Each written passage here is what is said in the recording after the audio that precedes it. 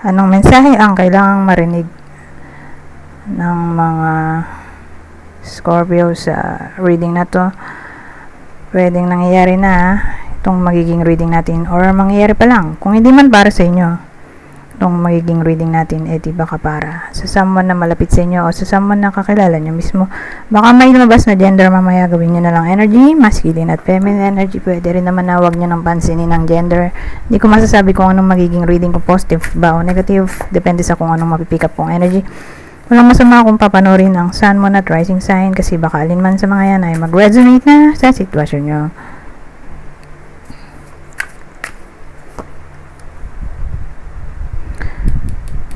Ano kaya to? So, alamin muna natin kung ano tong 7 of Pumpkins o 7 of Pentacles, 6 of Butts,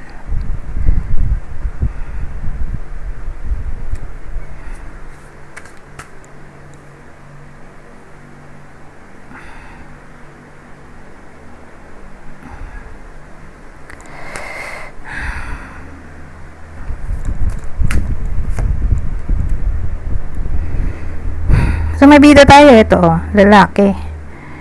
Pwede ring babae kung extrovert. Pwede ring kung di man kayo yung tinutukoy dito, di ito yung person nyo.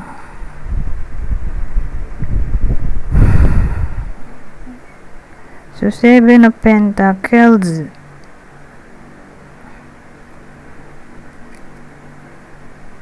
dagdagan pa nga natin.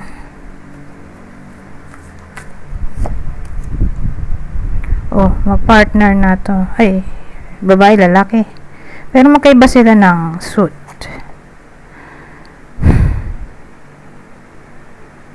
So, ang dating sa akin, relationship reading to, dahil nga may dalawang tao na tayo. Relationship reading.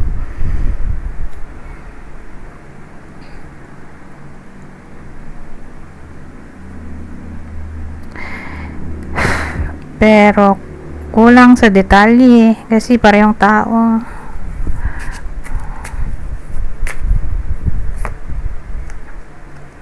Three of Ghosts.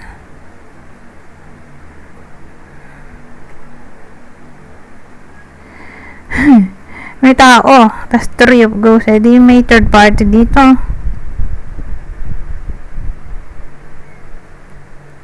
Kasi may tayo 7 of Pentacles. So ang dating sa akin overall, may someone na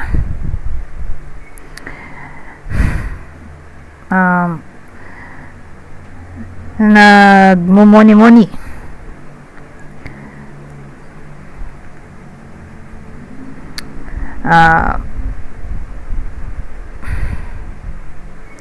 Parang gusto niya na ng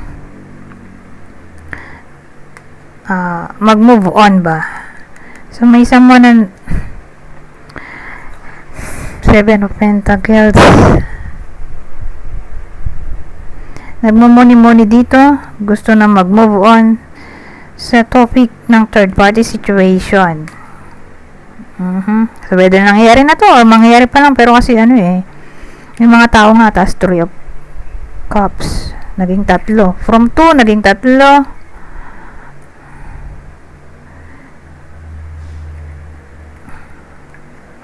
Ganyan dating, whether break na sila or sila pa rin, pero more like may cheating dito at may someone na gusto nang mag-move on sa sitwasyon na nagkaroon ng third party.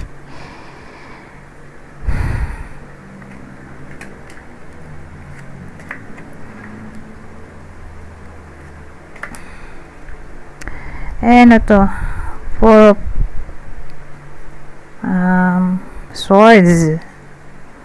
Ay, swords. Ano ba to? 4 of Wands.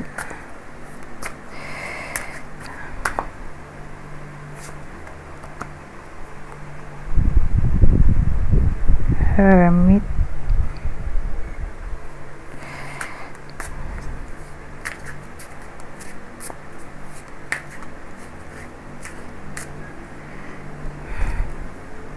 Teka. So, ang dating sa akin, kung ano man yung goal dito, malamang-lamang yung goal ay pag-move on. Mukhang ma-achieve naman.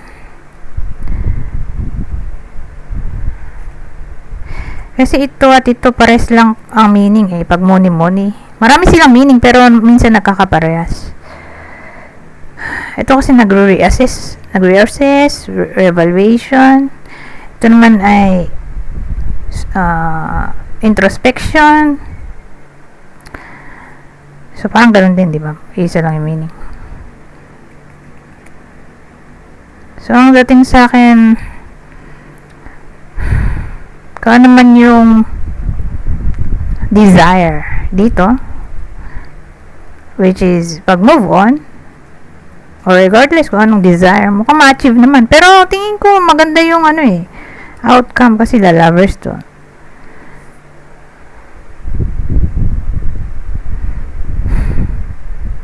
Whether break na sila, or magbe-break pa lang, or hindi man nag-break pero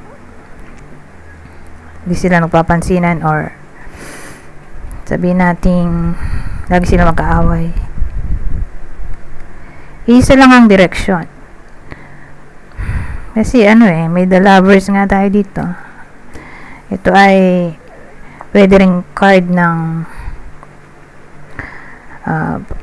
pag-overcome ng trial, lalo na kung ang trial ay may kinalaman sa relationship. So kung yun ang gusto, pag-move on in a way na sabihin natin, kasi case to case basis diba, separation, at ang goal ay magkabalikan pa sila, mag-move on sa nangyari at magkabalikan. Mukhang maayos pa dito sa the lovers. Pwede rin kasing reconciliation na to kung nasa dulo position, or sabihin natin sila pa rin pero lagi nga sila magkaaway. So ang dating dito, magkakasundo na sila dito sa the lovers, kasi unity rin naman yan, unity, union, or mananaig ang love. So positive pa rin naman yung outcome regardless kung separation or sila pa rin pero nag-aaway. Kung maayos pa dito sa the lovers.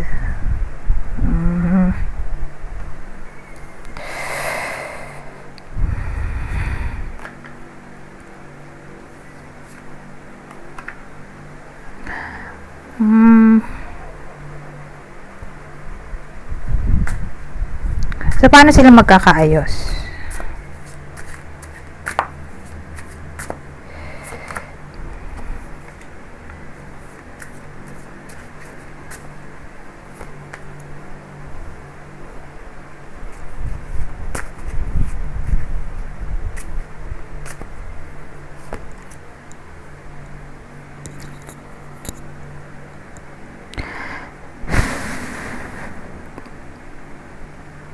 Seven of Wands, Seven of Bats, Seven of Swords.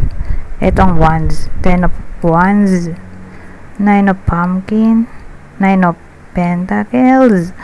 So, kung single, regardless kung gusto niya pa, kasi depending nga sa goal.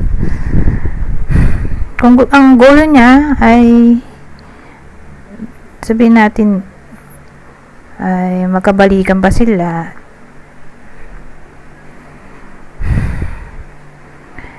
ang dating sa akin magkakayos, di ba? Kung sabihin natin ang goal ay mag-move on in a way na di na niya maisip yung pain niya, malaki chance kasi po-focus na lang dito sa trabaho. Kung single at ayaw na makipagbalikan, pero kung sila pa rin, kasi magiging discernment na to So ang discernment regarding burden ay magpaka-busy sa work, magiging self-reliant, self-independent, na para bang attention ay mapupunta na lang sa pag-earn ng money kaysa isip-isipin ang relasyon.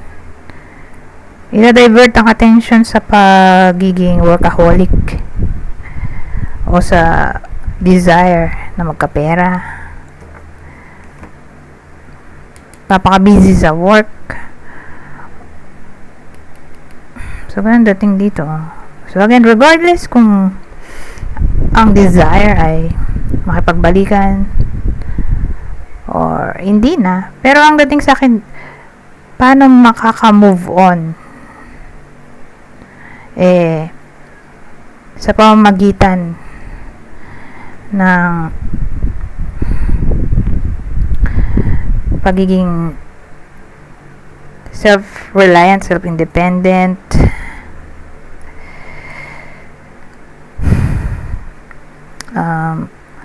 o sabihin natin pagpamper ng sarili sa pamamagitan ng pagbili ng mga gusto niya. So, ganun ang dating dito.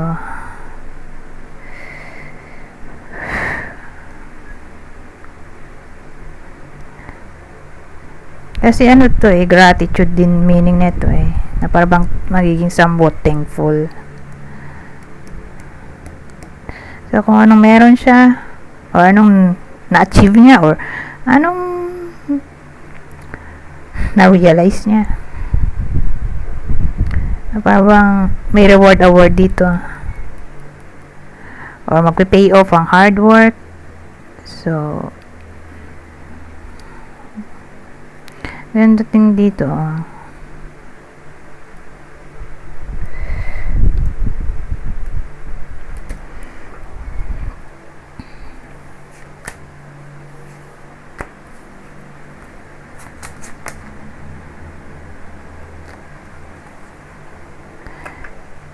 Anyways, ito yung possible partner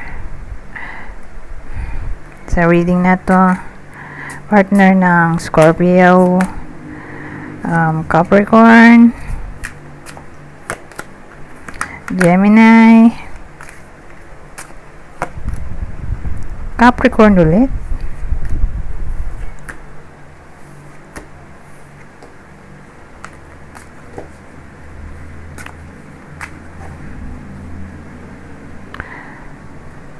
nga pala, kung hindi man para sa inyo yung reading, pwede rin to sa kakilala nyo, kung ganun yung partner. At yung description ng pangyayari. Ngayon, dito naman tayo sa susunod. Ano pang masasabi nito?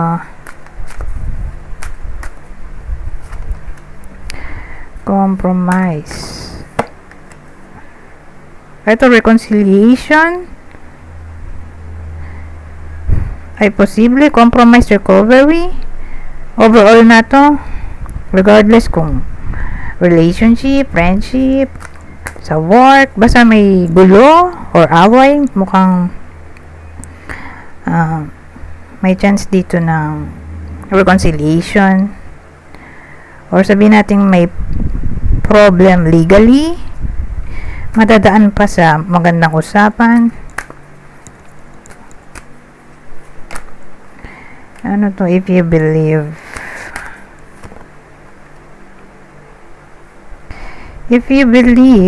there's something better. Ito ba yung ano? Yung kanina na kung single man, di ba? Ayaw na talaga ng reconciliation, mag-focus na lang siya sa work. Na para bang kung maniniwala siya, meron daw something better. So, parang someone better. Kung maniniwala siya. So, ang dating, kung mag-move on siya, totally, permanently, kung, sabi dito, may paparating na someone better kung maniniwala siya. Tingin ko dun to sa sa single kanina, if ever single at ayaw na ng reconciliation. Kasi case to case basis depende sa kung anong goal na ang gusto ma-achieve, diba, dun sa 4 of Wands. And to forgiveness, look for a sign. So sa topic ng reconciliation, look for a sign.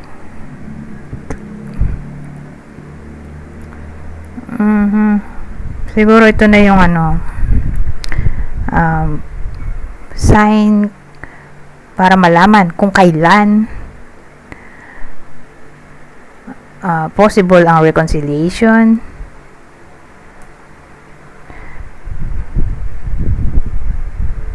Or siguro in a way na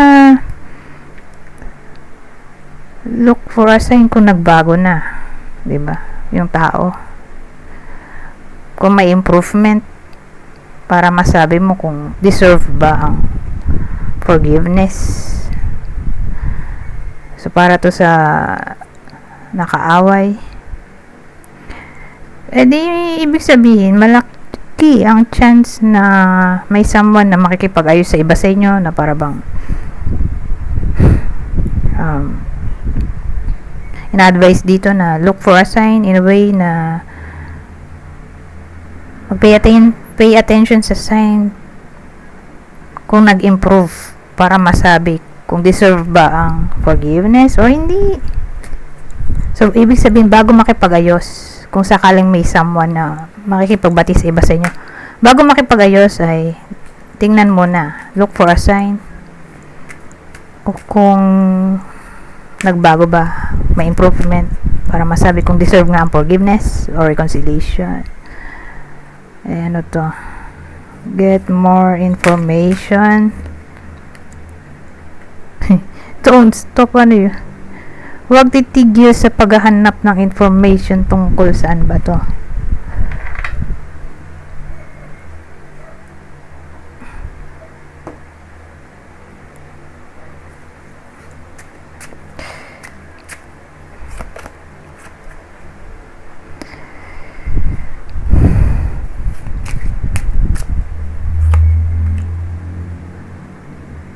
Okay, babae tayo.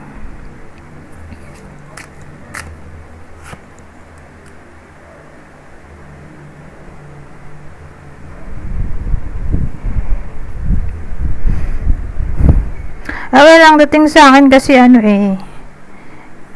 hindi to dugtong, or who knows kung dugtong, pero kung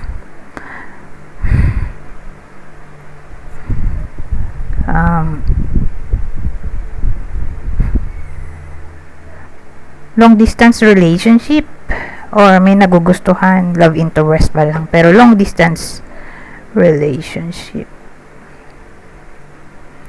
ang dating get more information, don't stop. So pag ganon, mag-investigate muna bago ligawan or i-pursue.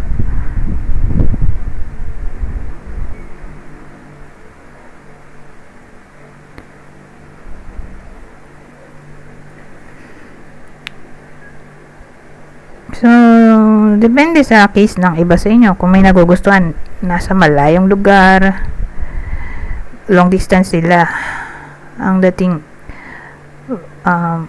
bago ma-fall in love, kilalanin muna maigi. Kaya don't stop dito. Kilalanin muna maigi para hindi magsisi sa huli.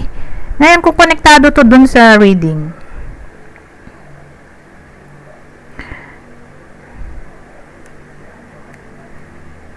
kanina, may bida ba tayo? Wala naman. May bida ba?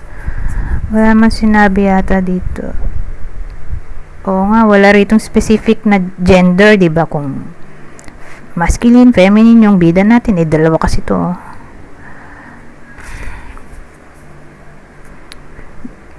Babae at lalaki, as a whole na to. Relationship reading.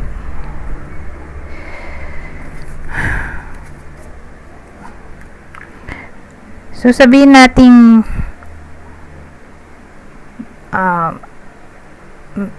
ang nag-cheat ay babae or lalaki kung introvert. So, bago ang second chance, kailangan mo na mag-investigate dito Yan dating. Kung connected to dun sa kaninang may third party. Kasi may tayo, lovers nga, di ba? Nasabi ko nga, posible ang reconciliation.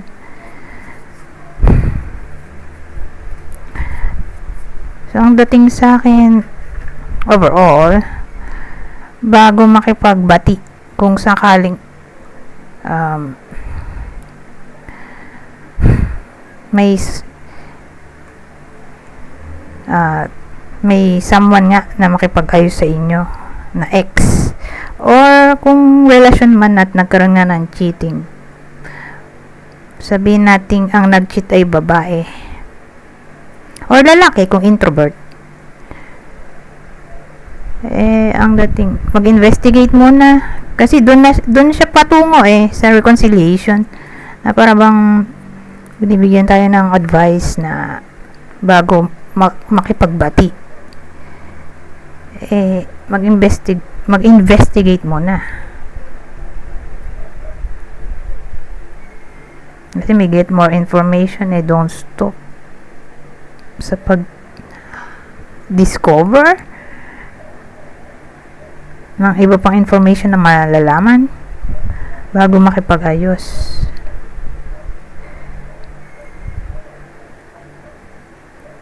Kasi may tayo may tawag dito, mountain tayo na pwedeng may kinalaman sa enmity or enemy. Hindi mo challenge, hindi mo masasabi kung mapagkakatiwalaan ba yung tao, kung deserve niya ba yung second chance talaga, kasi nga may mountain tayo na may kinalaman sa challenge, hardship.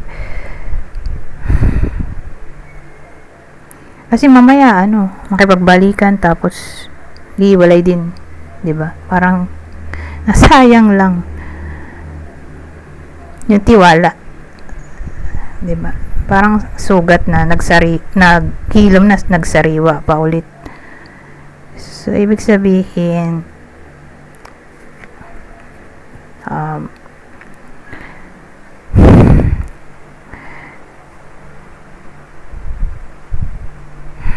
bago makipagbalikan, tingnan muna yung tao, yung partner, kung nag-improve na ba talaga, or kung wala na ba talagang presence ng third party. May kailangan pa siyang i-discover dito, kasi may don't stop, get more information. May kailangan pa muna siyang malaman bago yung tao dito mag-come up sa conclusion na makipagbati, para hindi masayang ang panahon, oras niya. So, para malaman din niya kung deserve ba talaga ng person niya ang reconciliation, kung connected. Okay, kasi rumble to pwedeng sa single, pwede rin sa relationship reading.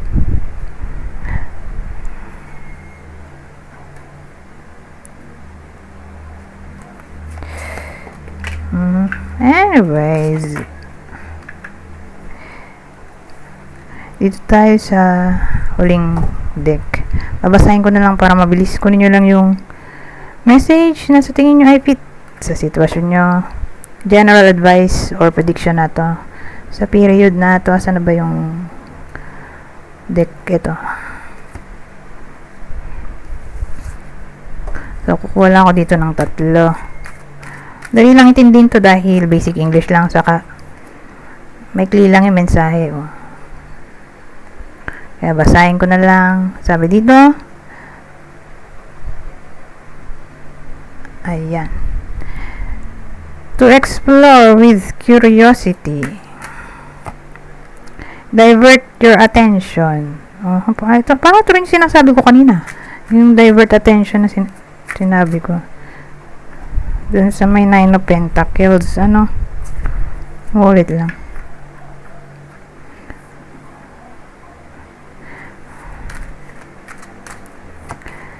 At ang uli, It's time to make new plans. Mhm. Anyways, hanggang dito na lang. Goodbye. For now.